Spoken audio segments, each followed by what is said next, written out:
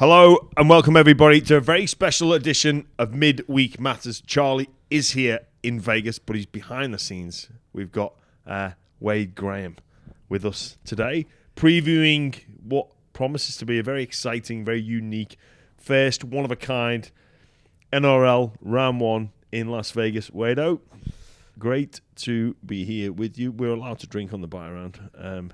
Responsible service of alcohol, not known for its presence in Las Vegas. I wouldn't normally like drinking in a public forum like this, but when in Vegas, I think you have to take part in what Vegas is about. So I'm excited to be here. It's been a fun 24 hours, which we're going to dive into. Again, I'm still in a little disbelief that this is actually happening. It's bizarre, isn't it? We're here at the MGM. I didn't think I'd be doing a podcast here. It is surreal. No, honestly, there's been a couple of times where I've just sort of had to catch myself like bouncing down Fremont Street yesterday and the NRL logo's up and it's got a bit of a Magic Round feel to it, I reckon. Yeah, with the fans coming in. It's like, say what you want. Like it's an historic moment in the game to have our season opener, a double header here in Las Vegas. For round 1, it's going to be shown on a Sunday afternoon in Australia. Perfect time. To launch the season, I couldn't think of anything better. Well, it's a win already. Do you know? So people are asking, what's a successful opening round 1 in Vegas? What does success in Vegas look like? I think we've won. The game has won already. I agree. I couldn't agree more. We're here. The event is up and running. And how much are people talking about it? It's everywhere back in Australia. The British people over, the Americans are starting to talk about it. They're here in Vegas anyway. That's what surprised me the most. I knew we'd have a lot of Australians come over for the event, but just around the streets, we've only been here, like I said, less than 24 hours. But if a couple of times I come across an American, they've heard my Australian accent, they said, "Oh, are you here for the game, the rugby game? We need to keep working on that rugby league game." But it surprised me that they knew that the event was on and how much sort of traction it's catching because, I was neither here nor there or if we could really break into it, but it's Vegas, it's about events, and this is going to be a historic event. Yeah, I agree. I think, speaking to people around the traps, they know that there's something going on here. They don't quite know exactly what it is, and obviously they use the term rugby, trying to say, it's rugby league, it's NRL, obviously here from Australia, but it's starting to make an impact on the city, and I'm really excited for Sunday's games. It was a good flight getting here. Actually, like the direct flight was. Yeah, that's the way to do it. And we were up front, so that was. Yeah. I don't get to spend much time up front. I travel normally with my wife and 2 kids on a 24-hour flight, pretty much to Montreal. So to get up front direct, I think I got 7-8 hours sleep. So I was actually speaking about sleeping, and this is a bit out of school in my opinion. Like what that video that Vossy posted on you, you can't be doing that. Mate. That's some sort of privacy rules, isn't it? I've already had some people being like, "Oh, you've been pissed on the flight." I'm like, no. Like, my missus was like, "Oh, did you turn one on?" I was like, What are you talking about? And a couple of the people sent the video saying, "Oh, big flight for you." Got carried away. I'm like, no, send that video. I'm like, I'm just having a kip. I'm just asleep. Yeah. I'm not like if Voss, if you're watching, I am a fan of you, but that's out of school, mate. You can't be doing that sort of stuff. Well, it implied like that I was shit faced on the plane and like I'm still asleep when we land. You know what else is weird as well? I wore an eye mask. And I never wear eye masks. I don't want anyone to. I'm a bit pissed off that like I've got this image of me out there now as an eye mask wearer. But like I'm not that fucking pretentious. Like how dare you? I just.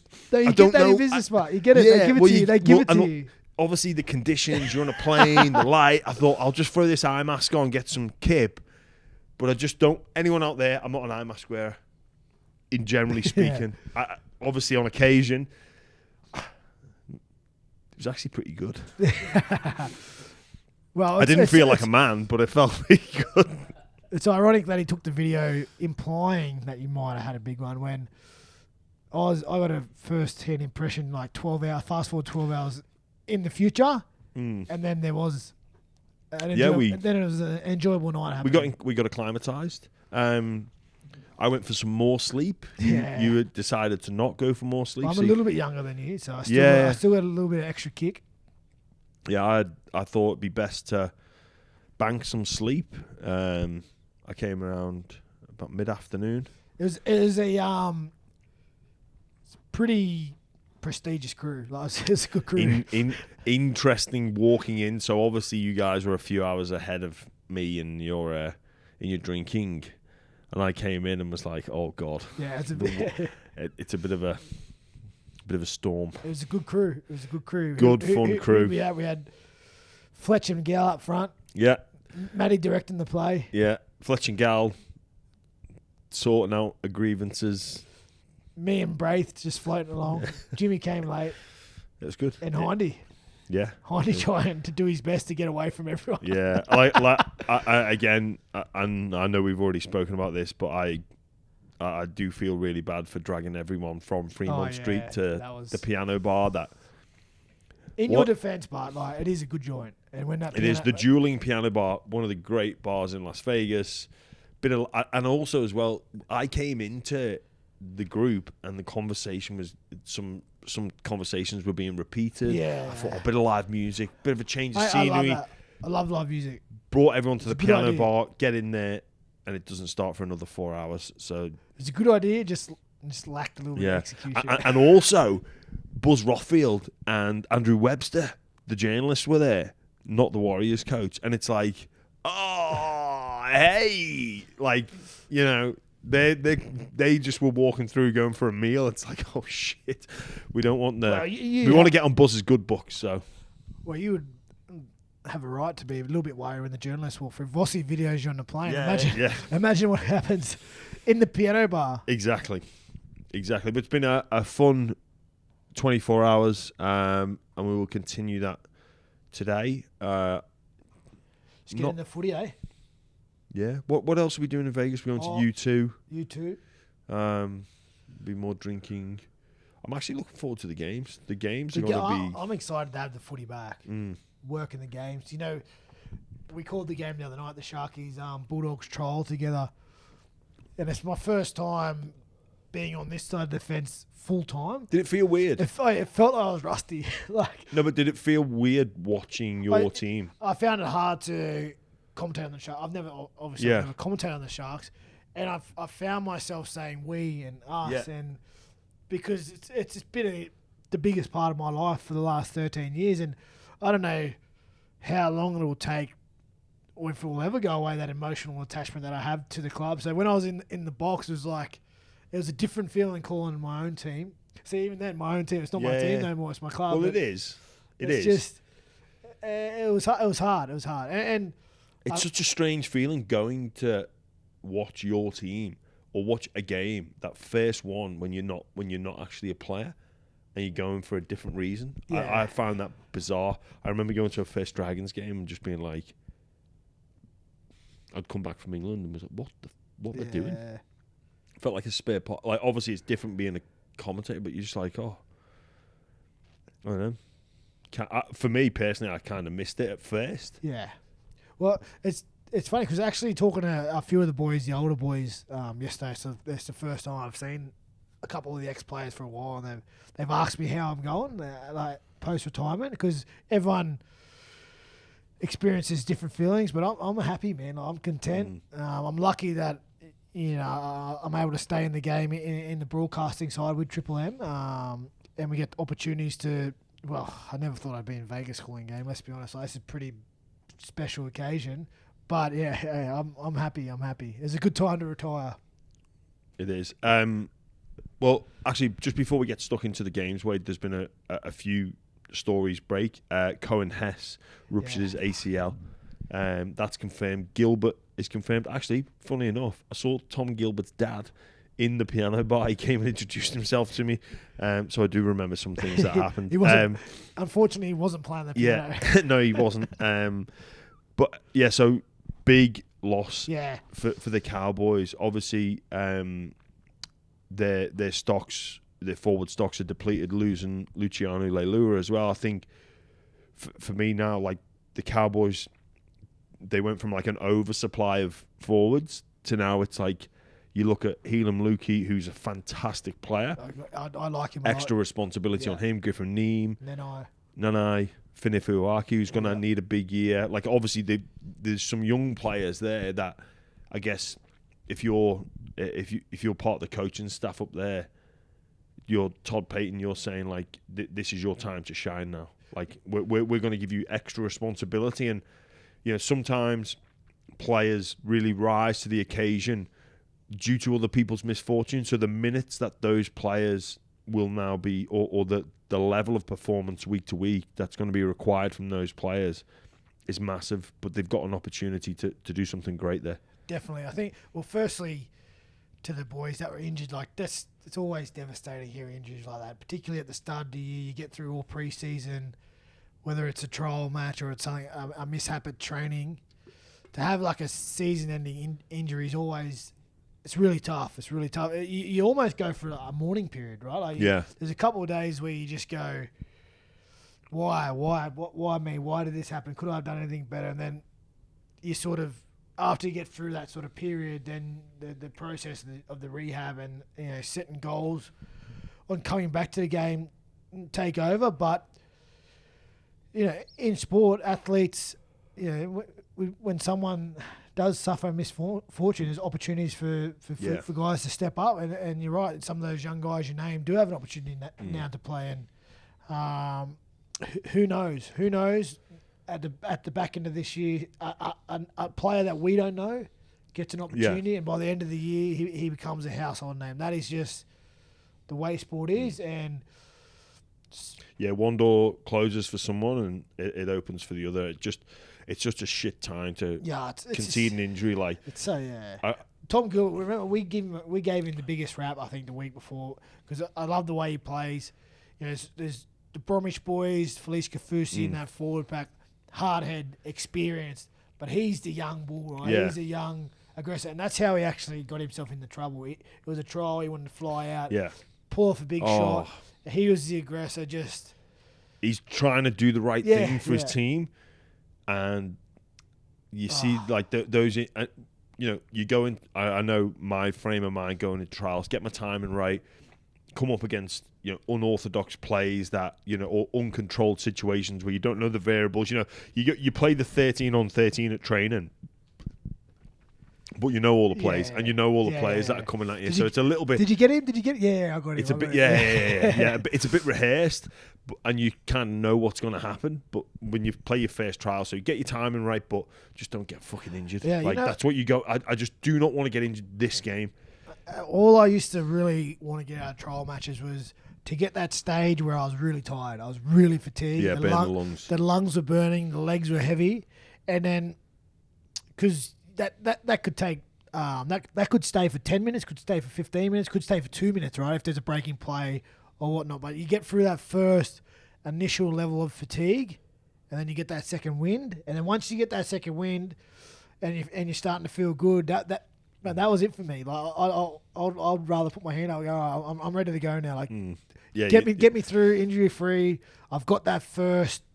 I've blown the lungs out, and I've found the next level. And I put my hand up to say, come on, it's so difficult to explain like how much training you do, but nothing can replicate that game day feeling. We spoke about Luciano Leila there. He's been served. It looks like a 2-game ban for not reporting a DUI. Yeah, you just can't do that in today's day and age. Like, if there's any sort of incident, anything, and the minor, it could be the minor, and this is a decent incident, right? He's obviously got caught while under the influence. You need to inform the club so they can handle what they have to handle as a club, and you need to, you just can't slide under the rug and hope it disappears, because it's not going to disappear. Now it looks worse on the other side. Well, Roger Tuivasa-Sheck was hit with the DUI in October. I don't think he got suspended. Did he disclose it to the club? Yeah. Well, yeah, I think there's two wrongs there, right? He's obviously he's done the wrong thing and he's got caught, and then he's tried to hide it, which is the second wrong. Like, not condoning anything, but if you do something wrong, you make a mistake. Well, you gotta be transparent with it and let the club know. At the end of the day, you're an employer, right? You need to let the. I guess it's just not a positive story for the Dragons who need all the. Like, look, they were good in their trial, but I think he'll be good at the Dragons. There's no doubting his ability as a player. Do you think he can justify the price tag? Well, he's getting it, mate. So if the club's willing to pay it, well, you know, that sort of conversation around what players earn and what they're worth, it's never washed with me that much, mate. Yeah, it's never. Sure, it's always a talking point, though, isn't it? Yeah. Sure, we could have our opinion on what someone's worth and what we think, but mate, if the club's gonna pay it, well, that's on them, mate. Yeah. So, it's never that sort of stuff about money's never really washed. There's certain levels that come with that amount of money. Like, it's not just if you're getting paid that amount of money. It's not just for what you do on the field. Yeah. It's what you do around training. It's what you do at the club. It's how you carry yourself. It's how you engage responses with fans. Because, when you're at that level and in that bracket, that's what should come of it. Yeah, there's more to it than what you do on the field. Yeah. And obviously, Luciano, he's not had a great start there, but hopefully he learns from this and can have a real impact because the Dragons need their full. I do think he'll be good for the Dragons. Yeah. Like, they need a explosive player. He's a good player, talented, hard to handle, offloads. He's talented. There's no doubt about that. We're going to take a quick break from the show to talk about AG1. Taking care of your health isn't always easy, but it should at least be simple. That's why for the past 3 years, I've been drinking AG1 every day, no exceptions. It's just one scoop mixed in water once a day, every day, and it makes me feel focused and ready to take on every day. That's because each serving of AG1 delivers my daily dose of vitamins, minerals, pre- and probiotics, and more.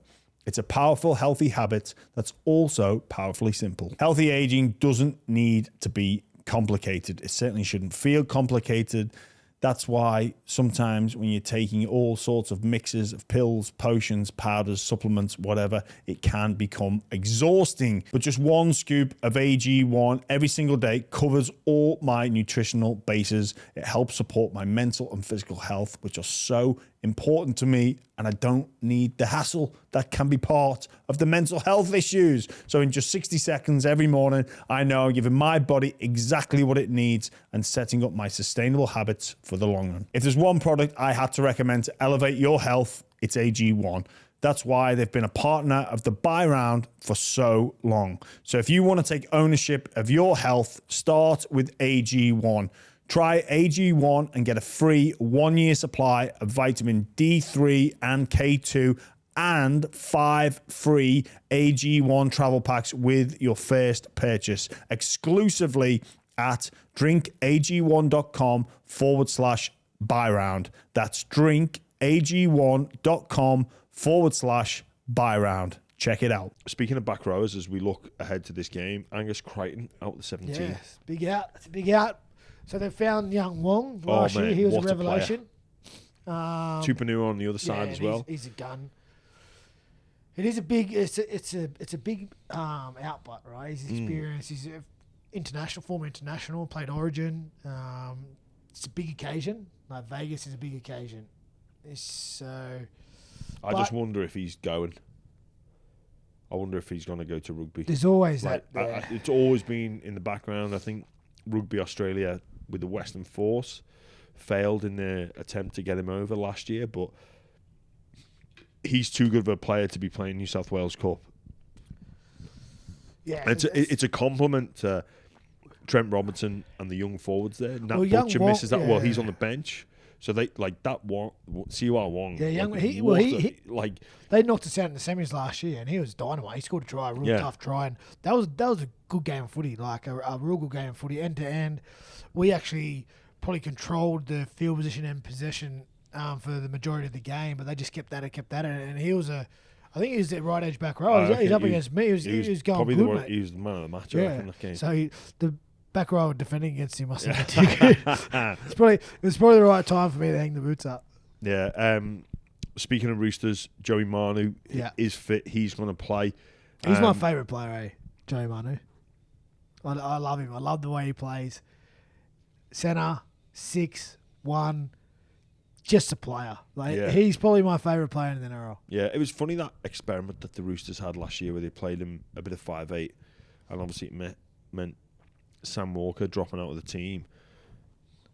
Just be interesting to see how Roosters, obviously it's rumoured he's going to go to rugby union as well, but just they need the halves to have a high level involvement, but obviously I think you need to overuse Joey Manu. You need to give him the ball probably more than your usual centre. Yeah, he can't be just sitting there waiting for the ball. You can't hold shape.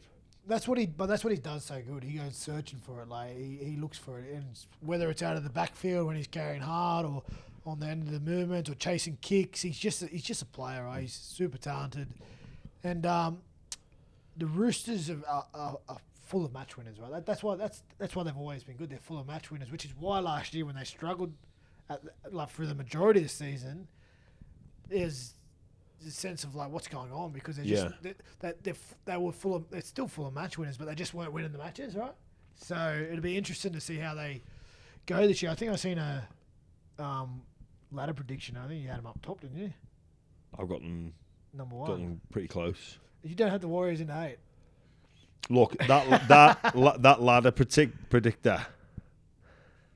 I saw what you said, Charlie. Bulldogs in 6. Yeah, well, I'm loyal. I think the Bulldogs will do well. I tipped the Sharks come first, so yeah, so if you've got the Sharks first and I've got the Dogs 6, I think you're both kidding ourselves. You reckon? Oh, I disagree. Charlie wrote us off halfway through last year at the finals, and we just proved him wrong. We didn't make the finals. We didn't do any success in the finals, but he ruled us out 8 weeks to go. Yeah, well, and we were always going to make the finals last year. It was easy. Well, I know the Warriors fans, they do listen, and they're very active. And they go into bat for their team as well. Like, Tony is... I tend not to look at the comments, but Tony has sent me some of the comments on YouTube. Tony Voss. Warriors fans are fuming. Fuming. Look, I don't know what it is. They're the only team in the top 4 that's improved in terms of their signings. So how did you not dip them in the hay? I've just got a feeling, because they came from nowhere last year. They were really impressive in their trials on the weekend. I think they were the best team. They looked the best. I know, and they've obviously improved, bringing Roger, Capewell, I think over all the Harris Tavita as well. Over all the trials I watched, they were the most impressive, and I watched them specifically because the Sharks have them in round 1, right? And you're right, they picked up exactly where they left off last year. They play the same style, same shapes. Shawnee doing that double up shape with the guy. Still kicking off the back of shape. It's the same, copy and paste game plan, but they've got Capewell, who is just a unorthodox player, right? He's not big. What about that run before the try? Yeah. And then Wade Egan jumping left with the no look to the right for Barnett. So they have KP, who adds that special knack element on the right, and it allows Nikora to come off the bench as a power forward. Yeah, he's. I guess my reason for not, I don't really have a legitimate reason. That ladder predictor was done. It was an in-depth ladder predictor. It wasn't just me tossing that out. That was I went through every game with the NRL, picked the winner for every game rounds 1 to 27. So this isn't just some fad. You are in depth, but everything you do is in depth. Yeah, exactly. But anyway, on to this weekend's games. We're going to circle back. Roosters against the Broncos. Last year's beaten grand finalists. They had it. Yeah. The psyche of the Broncos is a big one. I think they'll have the confidence that they can do it. It's just how much they can maybe overcome those scars. And Flegler, big loss. Yeah. But then, that said, they've got some young players in there that can really rise to the occasion. Pia Cora, what a back row he is. Yeah, he's a very good player. I think, it'll be interesting. I think the Broncos will go good this year. Like the old adage, you got to lose one to win one. it was a bad loss. They were up 18-6. 24-6.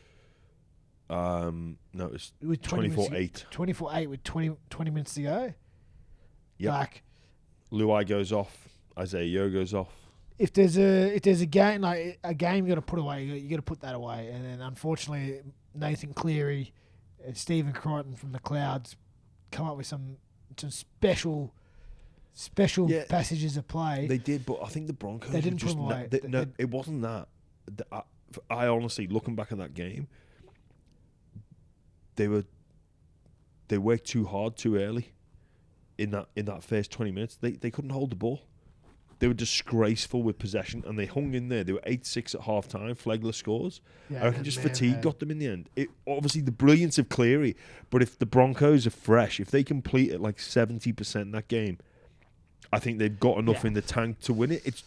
Nathan Cleary took advantage of a very, very fatigued Broncos team. I hear what you're saying, but like I still think no matter what's happened in the first half, no matter what's happened, where they got to, you gotta put that game to bed. You know, they should have. You gotta put it to bed. Like, they should have. Kill the game, kick the corners, kill it.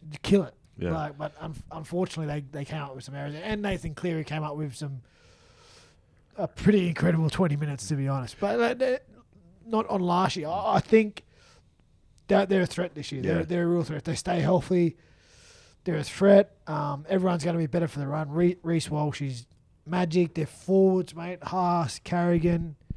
Yeah. They're incredible. They're incredible forwards, but they're incredibly young forwards too. And it's just, when you're young, man, it's just week after week you can rock up and just play. That's what you want. You want the contact. You want to dominate, and that's where they are in their career. So I think they're going to be a threat. It's two big teams. It is. Well, all the teams. Yeah. So like Roosters playing Broncos this weekend here in Vegas. The narrower field. I wonder who that suits more. Yeah, we've spoken about this before. Well, recently. So when I look at those teams, instantly I go to the fullbacks. Right. So you got Reece Walsh, Latrell, Tedesco, Tommy Turbo, and I go, okay, a narrower field. Who's it gonna affect the most? Teddy's a workhorse. Yeah. He's classy on the back of shape as well, but he's a workhorse through the middle. He'll have 25 carries. He's going to try fatigue the middle. So his game probably won't be affected as much. Reece Walsh and Latrell, they're moments, guys. They play out the back of shape when they see space. They play to space. And then you always see them ice the 3-on-2s or the cutout pass to the edge. That's their jam, right? That's where they see the space and they play it. The one for me who can excel is Turbo, because he can be the big body running through the middle. He can ice plays off the back of shape, and he's actually, like, in my opinion, he's got the highest sort of footy IQ. He'll count numbers. He'll find a man down. He'll communicate and direct like a half. Like he'll overcall a halfback. Not many fullbacks will overcall a halfback. You'll see him getting passed from the halfback to the fullback. Turbo will overcall anyone on that team when he sees an opportunity. And sometimes it's just a hitter. Yeah. He's a big man. Yeah. I just hope he stays injury-free, because I said Joey Manu is my favourite player, but if Turbo's fully fit, I think he's the best player in the competition. Well, Manly's chances of winning a premiership totally and utterly depend on him being fit. But just on this game, like, I think the stage is set for Reece Walsh, but I just wonder how much the narrow field's going to affect him, because teams you've got to plan for. If you just go in and play a normal game of footy and say we're going to defend how we usually defend, no, you've got to actually do something special, because or do something not special but different to defend him because of the positions he gets himself in. Like, what's his speed? Those edge defenders. If he burns a 3-man and he creates a 3-on-2, like, he's thrown a couple of intercepts, but he'll be. You want him to encourage. He gets more right than he gets wrong. That's where I think it's going to be. It could be challenging, right? Because you can go normally the way you would defend that. If you know he's catching on the out and going hard and trying to burn the 3-man, you tell your centre to jam.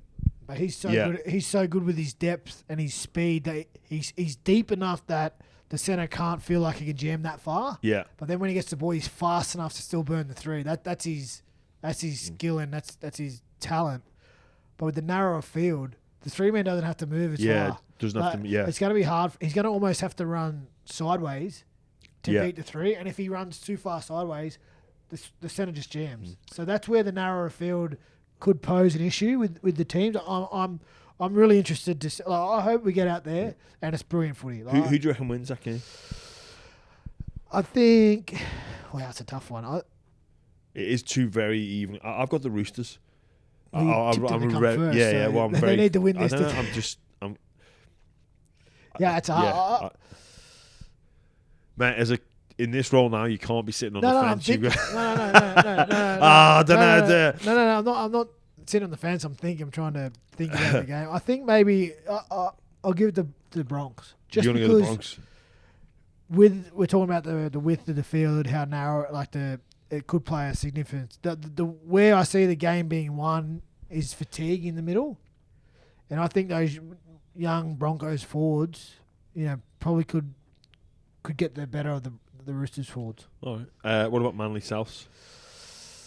I think Manly going to be a real threat this year. I see Luke Brooks having his best year in a long time. He's fit as well. He's fit, ready to play. It's just him and Cherry Evans are going to be perfect together. And there's a left foot, there's a right foot. There's less pressure on Brooks to get the team around because Ches will be doing that. And Brooksy has always been a runner. He's a runner. Yeah. But when you're a half and you start directing, you lose.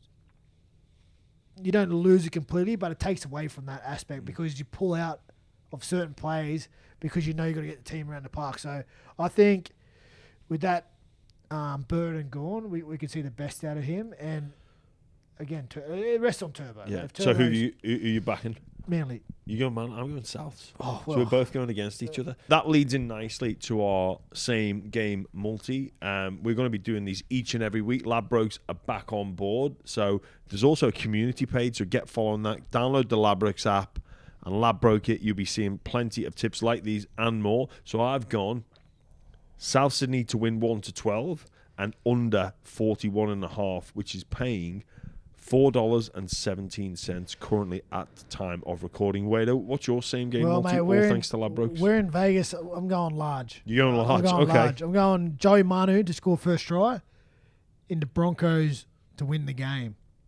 Oh, wow. So I think you get about $43 right now. So that's hey, we're over here. We're in. If that comes off, that's a big win. Well, it's Vegas, man. You're not fucking around, right? Yeah, well, you can follow these tips and plenty more on the Buy Round community, which is available on the Ladbrokes app. T's and C's apply and available on the Ladbrokes website. There's some great tips. I'm going the unders because of the smaller field. I think points are going to be at a premium. Even fair. I'd also be looking at fair scoring play to be a penalty in both of those games. Yeah, early points will be at a premium. So if a team gets an opportunity, take the two. If I was captaining one of the teams, I'd be taking points at any chance I could get.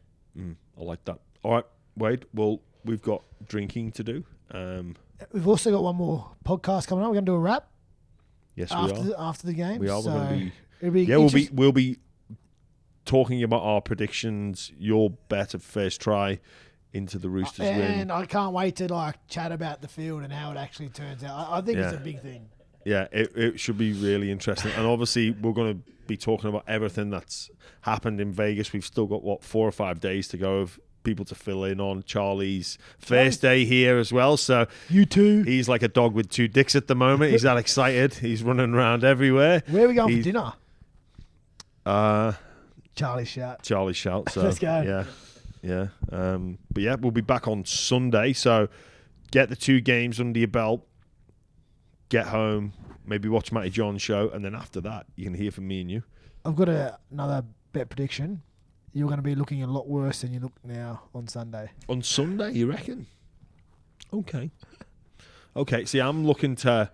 Oh, on Sunday on Sunday Vegas time or Sunday Sydney? Vegas time. Oh, Sunday Vegas time on the flight home. Yeah, that could be in licorice all sorts there.